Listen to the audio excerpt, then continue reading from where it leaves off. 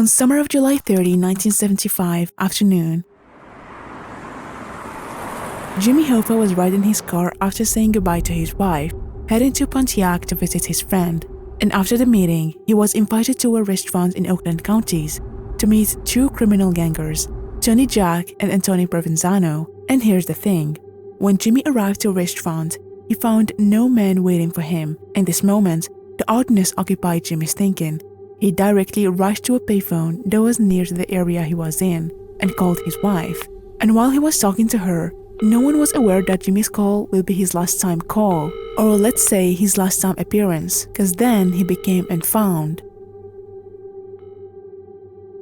The notorious disappearance of Jimmy Hoffa, considered one of the rarest complicated stories that has ever faced the FBI.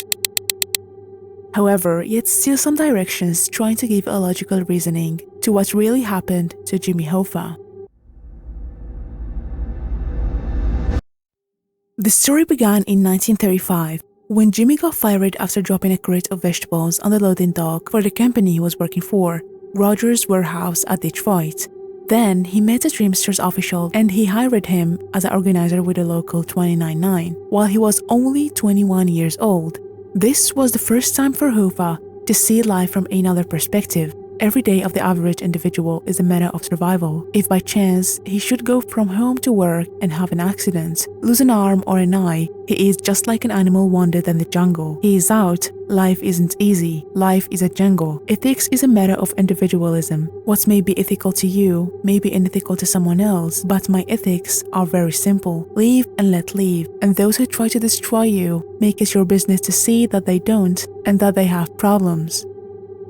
After years of making noises and strikes led by members of the IBT, who Hoffa himself was so supportive to that last, the Teamsters began its transformations from a small conservative craft organization to a national industrial union, using his intelligence to show off in the Midwest as a union activist. And as soon as Hoffa's name became so common between the local organizer and Teamster, in 1952 he could get appointed as a 9th International Vice President as a result of the win of Dave Beck by the IBT presidency. Dave Beck, the man who dedicated his life for the development of labor union and the transportation industry, the man who had a good relationship with Hoffa. However, after 5 years, Congress initiated investigations against Teamster. They gave Senate to create a committee to probe suspicious activity for unions. They were the Senator John McClellan, who was placed at the helm of the committee, and Robert Kennedy was named a chief counsel of the McClellan Committee to investigate the Teamsters. And they specifically targeted Dave Beck, whose smell began to spread out across the organization, after uncovering some evidences that show Dave Beck as a corrupter. He diverted more than $320,000 in union funds for personal use. What made the situation worse for Dave is the ghosted kick made by Jimmy Hoffa when he leaked information to the Senate committee investigator, and as Jimmy before, he was knowing that he's going to be the next in the line of presidency. That was the only way to ascend it and make the dream come true. The question, from where could Jimmy collect these confessions about Dave? Was he just a witness or partner of hidden notorious affairs? Cause what will happen to Hoffa in the next years is something so atrocious.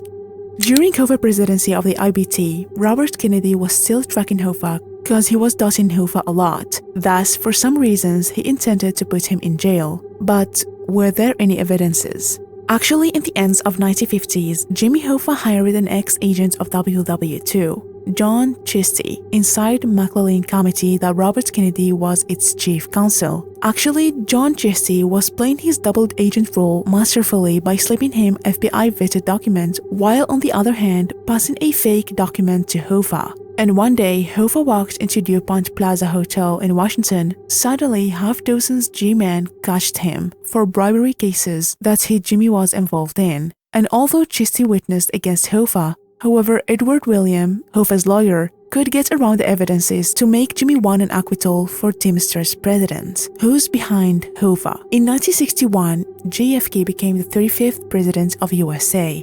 And as Robert was the JFK brother, he appointed him as an attorney general.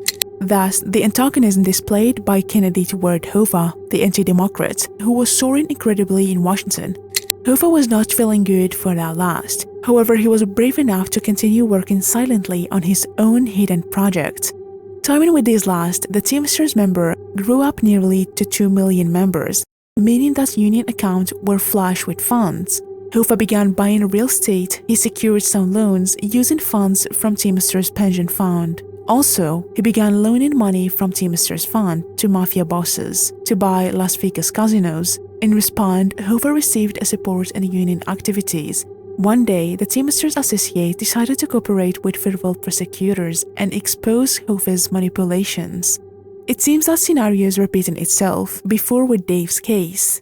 At this moment, no one of the criminal organizations intervened for Hoffa. However, while he was sentencing, the FBI could detect some mafia gangers who had been allied with Hoffa. On the helmet, Tony Provenzano, a home relationship got stressed during their stay at the prison, and timing with Hoffa prisoning period. Teamsters member and workers there still wants from Hoffa to get re-elected in 1968. Thus, he appointed remotely Frank Fitzsimmons, a trusty ally, to serve as acting president in his absence. However, Hoffa was mistaken by making that decision. Actually, Fitzsimmons made a union location management worse.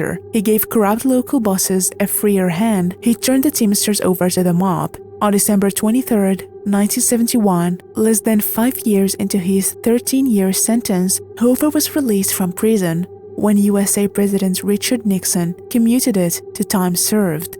As Hoffa got out of jail, he had no idea what was happening, and it didn't take long apparently for Hoffa to know that he was barred from union leadership.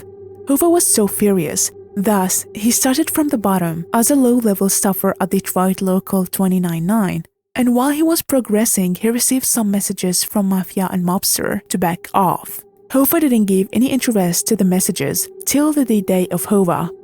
He received an invitation for meetings at the Marcus Red Fox, a restaurant in Detroit's suburb of Bloomfield Township, by Detroit mobster called Tony Jack to meet Provenzano.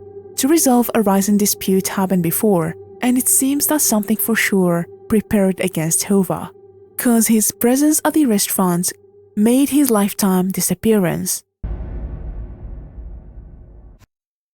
On the day after, police team and investigators came to the location. They forced open the trunk of Hoffa's car standing on Marcus Red Fox lot. They found nothing, and as the news spreaded that they saw Hoffa in the parking lot, talking to two men, the police were suspecting 3 persons. Anthony Provenzano, the man who had a dispute with Hoffa since they got into jail together, and Tony Jack, the Teamster mob. Tony Jack and Anthony Provenzano answered with no hesitation that on the same day of Hoffa's disappearance, Anthony made sure to be seen with multiple witnesses playing cards with friends in New Jersey, and Tony Jack, meanwhile, was at Oakland County Health Club. The third was Chucky O'Brien, the surrogate son of Hoffa, who was in the same day at the disappearance of Jimmy Hoffa, found his car near to the restaurant. The stranger thing is that investigators found a single hair from Jimmy Hoffa. O'Brien said that he had nothing to do with murders of Hoffa, since there were no way to determine when Hoffa's hair was left in the car. There wasn't anything that investigators could charge O'Brien with. Is that true? The case for FBI is still yet enigmatic, because still now the mystery of what happened to the union leader Jimmy Hoffa had really baffled the public ever since his disappearance from Michigan parking lot 48 years ago, and regardless of the numerous theories that try to avail us of what happened between the lines, what you're gonna hear is so unbelievable. I have nothing to hide. I was home that night, and if they don't want to believe me, that's their business. This is what James Baxilato, a professor of the Department of Criminology and Criminal Justice, the man behind the most plausible theory that explains Hoffa's disappearance. Before the disappearing day, Hoffa answered a call from the associate of his prison pal, Provenzano, to bury the hatches and make the peace. On anyway, Hoffa chose to come to Red Fox restaurant. Hoffa told trusted associate that he was going to meet with local mafia boss Jack alone, but didn't mention Provenzano. And after finding no man waiting for him, he went to the parking lot of the restaurant. He saw Chucky O'Brien. He accepted to transport him to a safer area to meet the mafia, maybe including Provenzano. Hoffa then was taken to the closed locals mobster house, where he was summarily shot and killed, and his body was buried up either in incinerator.